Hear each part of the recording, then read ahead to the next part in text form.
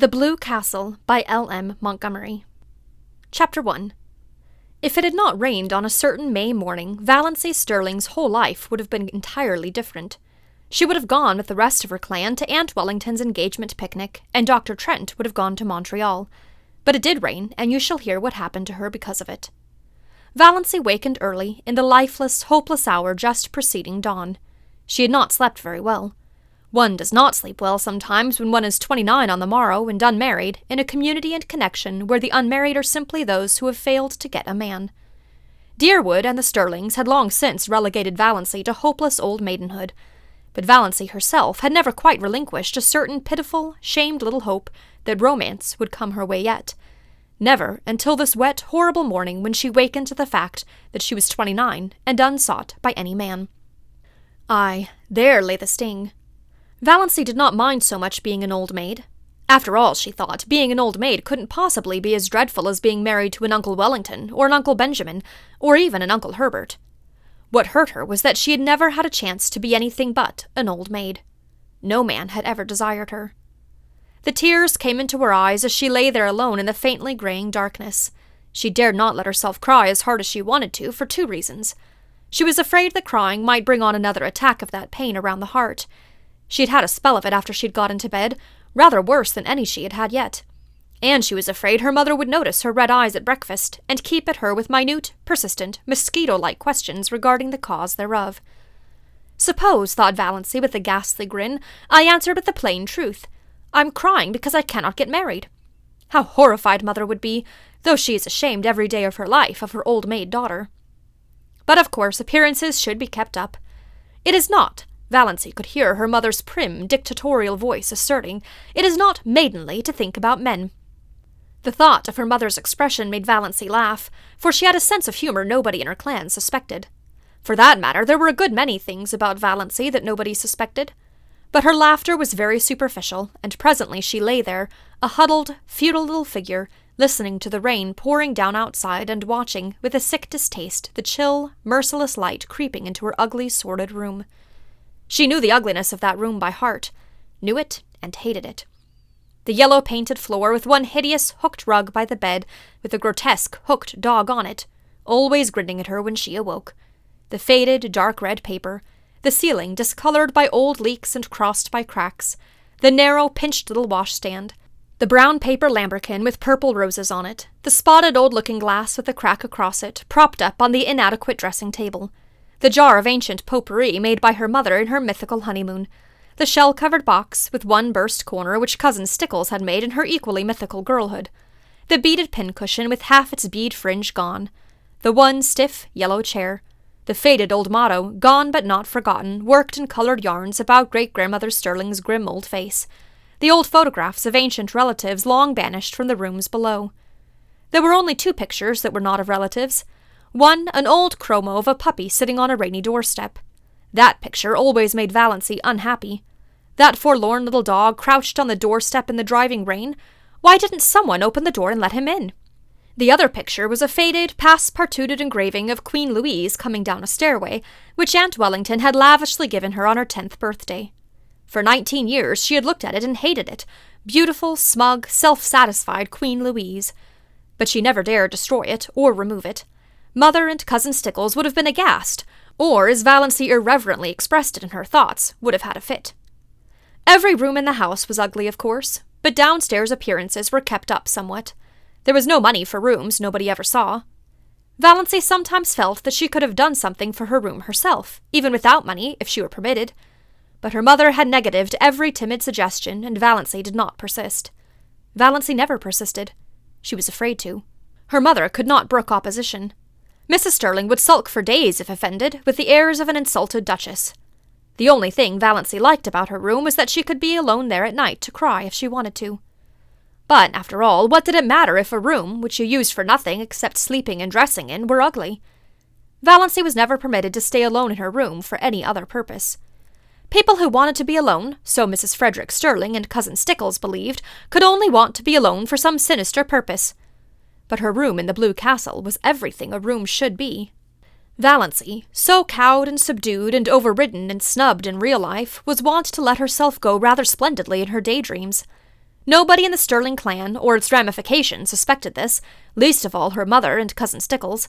They never knew that Valency had two homes, the ugly red brick box of a home on Elm Street and the Blue Castle in Spain.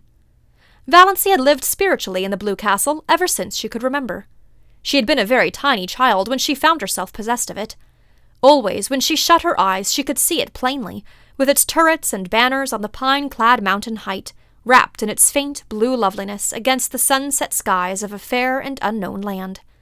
Everything wonderful and beautiful was in that castle. Jewels that queens might have worn, robes of moonlight and fire, couches of roses and gold, long flights of shallow marble steps with great white urns, and with slender, mist-clad maidens going up and down them, courts marble-pillared where shimmering fountains fell and nightingales sang among the myrtles, halls of mirrors that reflected only handsome knights and lovely women, herself the loveliest of all, for whose glance men died. All that supported her through the boredom of her days was the hope of going on a dream spree at night. Most, if not all, of the Stirlings would have died of horror if they had known half the things Valency did in her Blue Castle. For one thing, she had quite a few lovers in it. Oh, only one at a time. One who wooed her with all the romantic ardor of the age of chivalry and won her after long devotion and many deeds of daring-do, and was wedded to her with pomp and circumstance in the great banner-hung chapel of the Blue Castle. At 12, this lover was a fair lad with golden curls and heavenly blue eyes. At 15, he was tall and dark and pale, but still necessarily handsome. At 20, he was ascetic, dreamy, spiritual. At 25, he had a clean-cut jaw, slightly grim, and a face strong and rugged rather than handsome.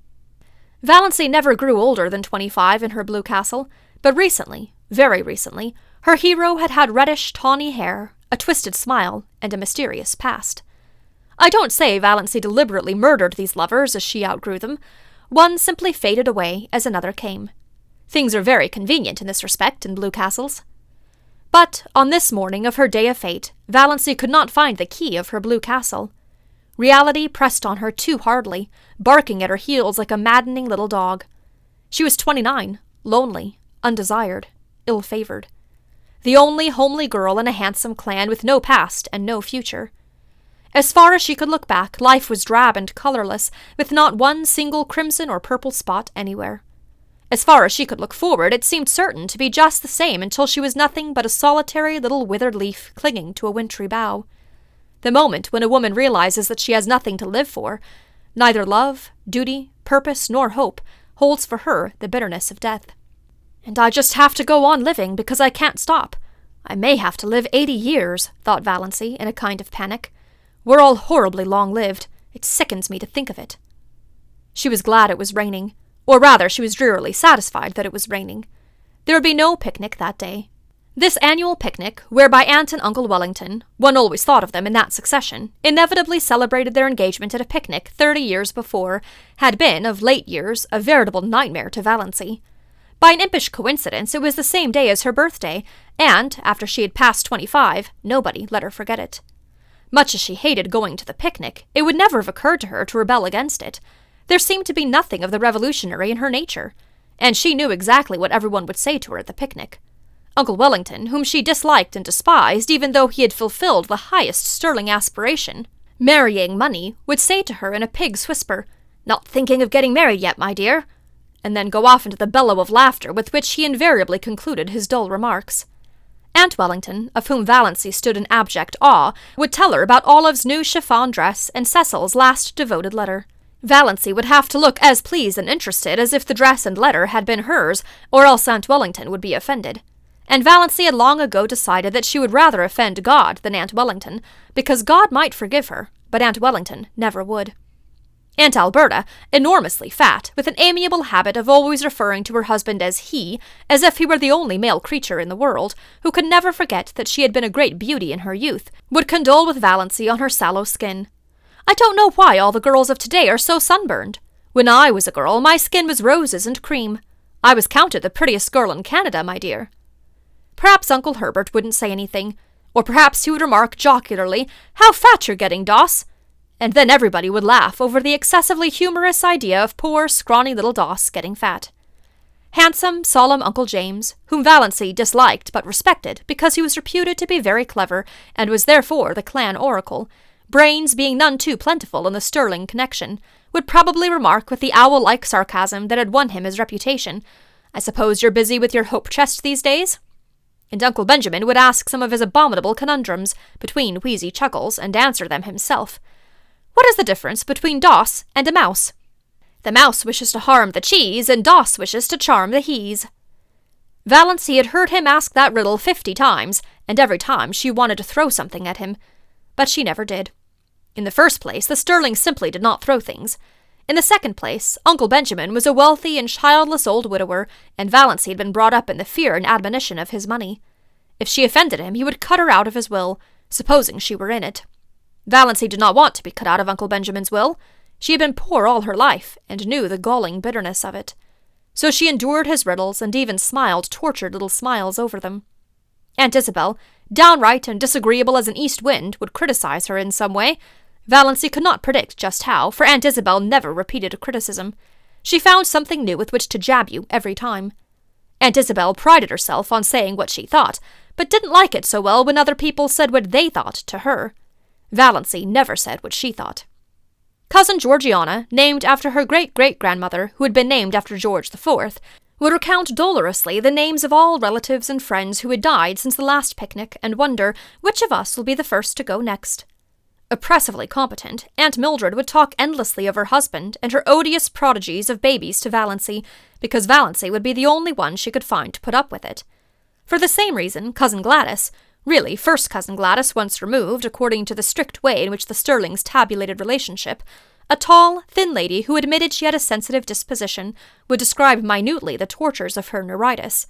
And Olive, the wonder girl of the whole Sterling clan, who had everything Valancy had not, beauty, popularity, love, would show off her beauty and presume on her popularity and flaunt her diamond insignia of love in Valancy's dazzled, envious eyes. There would be none of all this today, and there would be no packing up of teaspoons. The packing up was always left for Valancy and Cousin Stickles, and once, 6 years ago, a silver teaspoon from Aunt Wellington's wedding set had been lost. Valancy never heard the last of that silver teaspoon. Its ghost appeared Banquo-like at every subsequent family feast.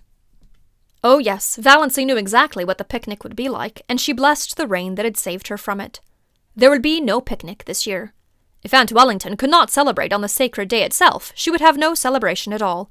Thank whatever gods there were for that. Since there would be no picnic, Valancy made up her mind that, if the rain held up in the afternoon, she would go up to the library and get another of John Foster's books. Valancy was never allowed to read novels, but John Foster's books were not novels. They were nature books, so the librarian told Mrs. Frederick Sterling, all about the woods and birds and bugs and things like that, you know. So Valancy was allowed to read them, under protest, for it was only too evident that she enjoyed them too much. It was permissible, even laudable, to read to improve your mind and your religion, but a book that was enjoyable was dangerous. Valancy did not know whether her mind was being improved or not, but she felt vaguely that if she had come across John Foster's books years ago, life might have been a different thing for her. They seemed to her to yield glimpses of a world into which she might once have entered, though the door was forever barred to her now. It was only within the last year that John Foster's books had been in the Deerwood Library, though the librarian told Valancy that he had been a well-known writer for several years. "Where does he live?" Valancy had asked. "Nobody knows. From his books he must be a Canadian, but no more information can be had. His publishers won't say a word. Quite likely John Foster is a nom de plume. His books are so popular we can't keep them in at all, though I really can't see what people find in them to rave over." "I think they're wonderful," said Valancy timidly. "Oh, well." Miss Clarkson smiled in a patronizing fashion that relegated Valancy's opinions to limbo. "I can't say I care much for bugs myself, but certainly Foster seems to know all there is to know about them." Valancy didn't know whether she cared much for bugs either. It was not John Foster's uncanny knowledge of wild creatures and insect life that enthralled her. She could hardly say what it was. Some tantalizing lure of a mystery never revealed. Some hint of a great secret just a little further on. Some faint, elusive echo of lovely, forgotten things. John Foster's magic was indefinable. Yes, she would get a new Foster book. It was a month since she had Thistle Harvest, so surely Mother could not object. Valancy had read it 4 times. She knew whole passages off by heart. And she almost thought she would go and see Dr. Trent about that queer pain around the heart. It had come rather often lately, and the palpitations were becoming annoying, not to speak of an occasional dizzy moment and a queer shortness of breath. But could she go to see him without telling anyone? It was a most daring thought. None of the Stirlings ever consulted a doctor without holding a family council and getting Uncle James's approval. Then they went to Dr. Ambrose Marsh of Port Lawrence, who had married second cousin Adelaide Stirling. But Valancy disliked Dr. Ambrose Marsh, and besides, she could not get to Port Lawrence 15 miles away without being taken there. She did not want anyone to know about her heart. There'd be such a fuss made, and every member of the family would come down and talk it over, and advise her, and caution her, and warn her, and tell her horrible tales of great-aunts and cousins 40 times removed, who had been just like that, and dropped dead without a moment's warning, my dear. Aunt Isabel would remember that she had always said Doss looked like a girl who would have heart trouble. So pinched and peaked always. And Uncle Wellington would take it as a personal insult, when no Stirling ever had heart disease before, and Georgiana would forebode in perfectly audible asides that poor dear little Doss isn't long for this world, I'm afraid, and Cousin Gladys would say, "Why, my heart has been like that for years," in a tone that implied no one else had any business even to have a heart, and Olive would merely look beautiful and superior and disgustingly healthy, as if to say, "Why all this fuss over a faded superfluity like Doss when you have me?" Valancy felt that she couldn't tell anybody unless she had to. She felt quite sure there was nothing at all seriously wrong with her heart, and no need of all the pother that would ensue if she mentioned it. She would just slip up quietly and see Dr. Trent that very day. As for his bill, she had the $200 that her father had put in the bank for her the day she was born. She was never allowed to use even the interest of this, but she would secretly take out enough to pay Dr. Trent. Dr. Trent was a gruff, outspoken, absent-minded old fellow, but he was a recognized authority on heart disease, even if he were only a general practitioner in out-of-the-world Deerwood. Dr. Trent was over 70, and there had been rumors that he meant to retire soon. None of the Stirling clan had ever gone to him since he had told Cousin Gladys 10 years before that her neuritis was all imaginary and that she enjoyed it. You couldn't patronize a doctor who insulted your first cousin once removed like that, not to mention that he was a Presbyterian when all the Stirlings went to the Anglican church. But Valancy, between the devil of disloyalty to clan and the deep sea of fuss and clatter and advice, thought she would take a chance with the devil.